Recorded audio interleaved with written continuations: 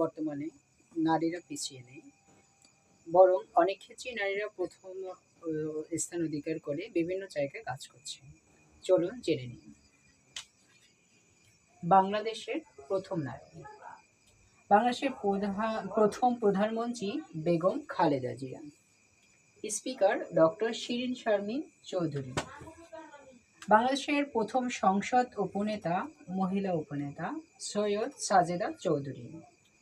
বাংলাদেশের প্রথম নারী ঢাবি ছাত্রী লীলা নাগ। প্রথম বীর প্রতীক সিতারা বেগম। প্রথম ভাস্কর নভীর আহমেদ। উপদেষ্টা ডক্টর নাজমা চৌধুরী।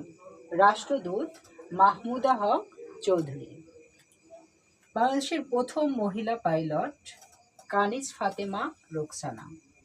বাংলাদেশের প্রথম নারী সচিব জাকিয়া আক্তার। বাংলাদেশের প্রথম জাতীয় নারী অধ্যাপক ডক্টর সুফিয়া কামাল। বাংলাদেশের প্রথম নারী ট্রেন চালক সালমা খাতুন। বাংলাদেশের প্রথম নারী ব্যারিস্টার মিসেস রাবেয়া ভূঁইয়া।